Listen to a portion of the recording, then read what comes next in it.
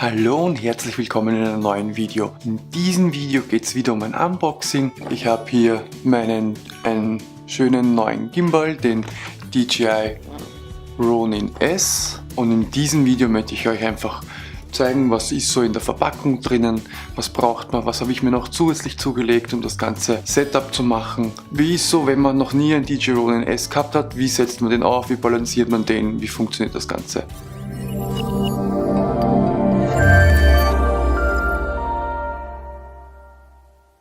Hallo, mein Name ist Alex und auf meinem Kanal gibt es jede Menge Tipps und Tricks und Tutorials zum Thema Fotografie, Video und YouTube und natürlich Vlogs aus meinem Leben. Wenn dir das Video gefällt, lass mir ein Like da, vergiss nicht meinen Kanal zu abonnieren und jetzt starten wir schon. Also wir haben da die Box vom DJI Ronin S. Schauen wir mal, was da so drinnen ist. Wenn man die Box aufmacht, ist als erstes mal so ein Köfferchen sichtbar. Schaut doch ziemlich geschmeidig aus. Ich habe hier sogar das DJI Ronin S Logo drauf. Zu dem, was da drin ist, zu dem kommen wir dann gleich. Ja, am Ende des Kartons war auch noch sowas drinnen. Ronin S What's in the Box Lieferumfang. Da werden wir gleich feststellen, ob das auch wirklich so ist. Und wir haben natürlich Haftungsausschluss und Sicherheitsvorschriften, so ein kleines Schreiben. Wie gesagt, den Quick Start Guide. Also im Gegensatz zu meinem letzten Unboxing vom DJI Osmo Action, da war kein Quick Start Guide dabei.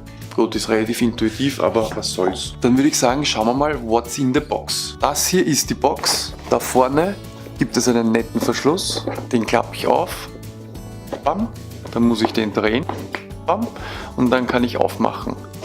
So, wir haben drinnen ein Sackerl, zwei Sackerl für diese Feuchtigkeitsding. Throw away, do not eat. Wäre vielleicht nicht schlecht, wenn wir das nicht essen würden. Wir haben drinnen einen Kameragriff. Wir haben drinnen den Gimbal an sich. Auf dem Gimbal ist das Fokuswheel montiert. Das schaut aus wie der Akku, Schnellwechselplatte, ein Case. Ich nehme mal die Teile raus und dann schauen wir es uns mal im Detail an. Also wir haben hier die Griffverlängerung, was auch gleichzeitig als Tripod dient. Das heißt, ich stelle das hier dann auf, mache mein Gimbal drauf und das hat einen relativ guten Stand. Dann haben wir hier den Akku und den Griff an sich. Machen wir mal das Plastik runter. Fühlt sich extrem hochwertig an. Das ist ein bisschen gummiert, damit es nicht so wegrutscht aus der Hand. Ich habe hier einen Ein- und Ausschalter mit einer LED-Anzeige für wie ist die Akkuspannung. Wieder mal ein kleiner QR-Code, warum auch immer. Ja, aufdrehen geht es einfach nur einmal draufdrücken, zweimal draufdrücken und draufbleiben. Dann schaltet sich der Strom ab. Montieren wir das mal drauf. Na, schaut ja schon mal was gleich. Da vorne habe ich so einen komischen Anschluss. Ich schätze mal, da schiebe ich den Gimbal rein. Wir haben ein Netzteil. Wir haben die Kamera-Mounting-Platte. Dann haben wir eine schöne, nette kleine Box. Noch so ein Teil. Was haben wir da oben drinnen? Verdammt, jede Menge Kabel.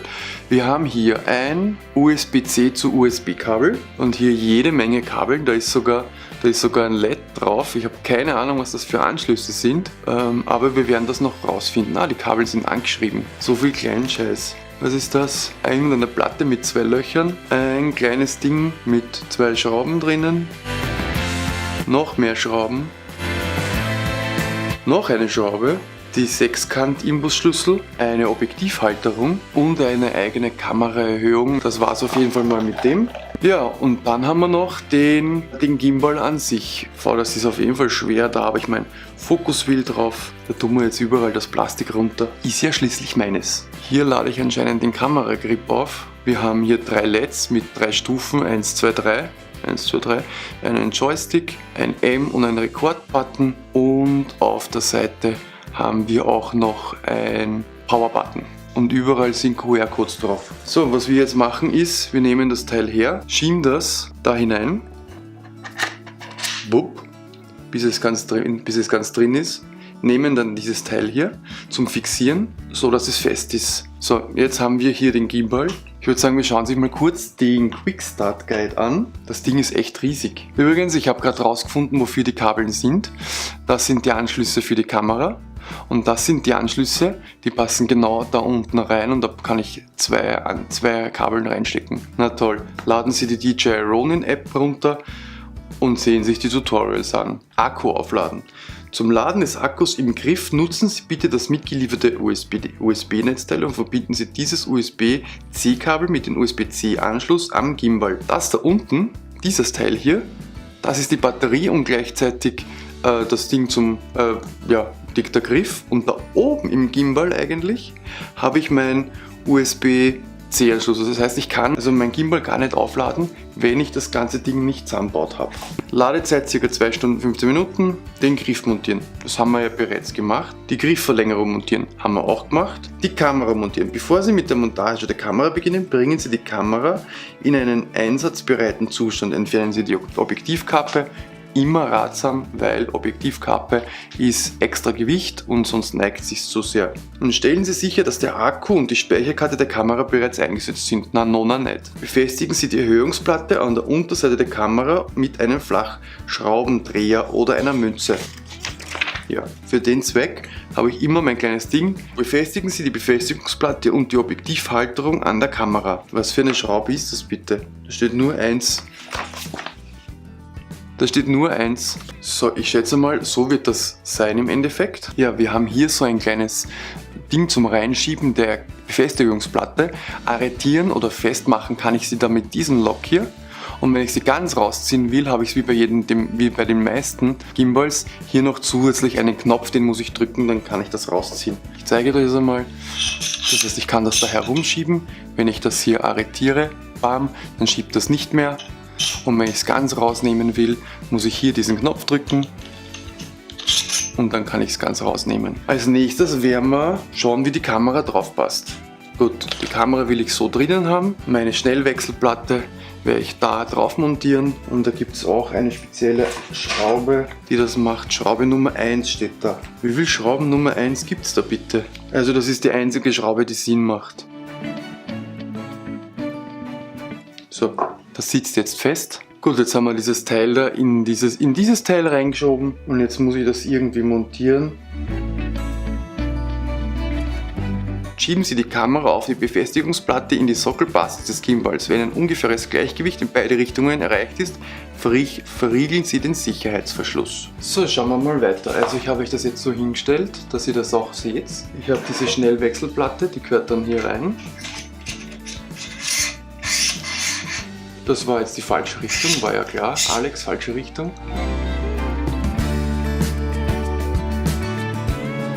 Alter, wer hat sich denn sowas einfallen lassen? Naja, das macht man ja auch nur einmal, ne? Ha! Es ist fest. So, dann machen wir. Bis die Kamera ist auch so schwer. Wer hat sich denn das einfallen lassen? Steht, wenn da ungefähres Gleichgewicht ist. Zu viel vorne, das ist zu viel hinten. Na, das ist ja easy. Arretieren wir das einmal. Jetzt haben wir da mal ungefähres Gleichgewicht. Drehen Sie die Neigungsachse so, dass das Kameraobjektiv nach oben zeigt. Halten Sie den Neigungsachsenmotor, um sicherzustellen, dass die Rollenachse horizontal bleibt. Wir machen das jetzt einfach ganz nach Gefühl. Ja, das schaut ja schon mal nicht so schlecht aus. Machen wir das einmal fest. Die Kamera ist ein bisschen hintenlastig. Wundert mich nicht, ist ja auch ein Mörder drum. Das heißt, wir machen das locker und schieben diese Platte wieder ein Stückchen vor. Ich muss noch diese Achse ausdingseln, das heißt, das Teil hier rauf und runter schieben, indem ich den Verschluss hier aufmache. Das heißt, wir werden die Kamera aufstellen, was ich nicht kann aufgrund des Mikros.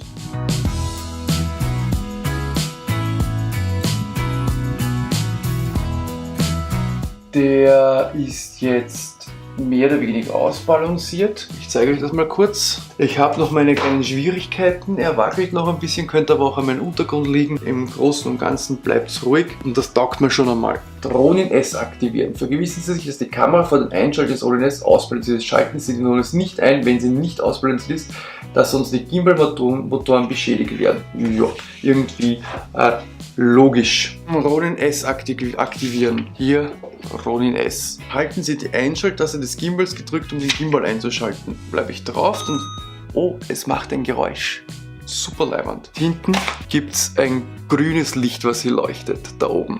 Starten Sie die Ronin-App. Ist gestartet und ich bin angemeldet. Wählen Sie Ronin S aus. Connect to Ronin.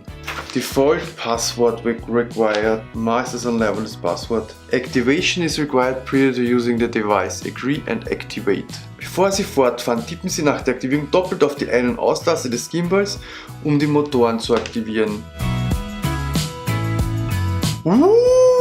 Habt ihr das gesehen? Es hat gewackelt. Oh, es hat gewackelt. Betrieb. Autotune. Starten Sie die Ronin-App, gehen Sie zur Seite Motorparameters, Configuration Motorparameters. Ja. Und wählen Sie Autotune aus. Oh, der tut jetzt.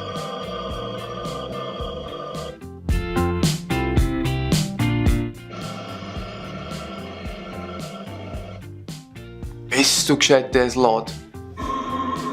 Hört sich an wie eine Waschmaschine. Gehen Sie zur Smooth Track Seite. Das ist das da. Smooth Track Seite. So, warte mal, ich drücke jetzt einmal die M-Taste. Wir gehen null aus. Warte mal, das ändert sich. Der Joystick ist bereits auf die Standardeinstellung fest. Sie bewegen Sie den Joystick nach oben oder unten zur Steuerung der Bewegung der Neigungsachse. Mach das mal. Joystick rauf. Wow! Joystick rauf. Joystick runter und ich glaube, wenn ich vorne doppelt drauf drücke. Je nach Kameramodell kann die Kamerasteuerung auf verschiedene Funktionen zugreifen. Eine Kabelverbindung zur Kamera ist erforderlich. Ja, das hätte ich jetzt machen können, aber muss ja nicht sein, weil ich kann ja da den Knopf drücken. Ne? Halten Sie den Auslöser gedrückt, um den Sperrmodus zu wechseln. Also wenn ich jetzt nichts mache und runterschwenke und raufschwenke, habe ich so eine Art, alle Richtungen. Wenn ich drauf bleibe, kann ich meinen Gimbal drehen, wie ich will, und der bleibt. Das heißt, ich schwenke hier mal rüber und der bleibt in der Position, egal wie ich den hier drehe. Dreimal drücken und den Gimbal um 180 Grad zu drehen. Selfie-Modus. 1, 2, 3. Boot! Selfie-Modus. More. Restore Gimbal Setup, Balance Test, System Calibration. Balance Test.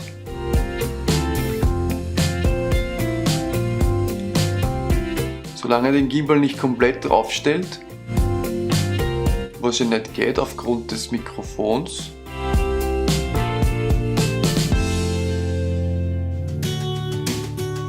Also es gibt diesen Balance-Test hier, das ist der mittlere Button. Da sagt man, Tilt Excellent, Roll Excellent, Pan Rebalance Needed.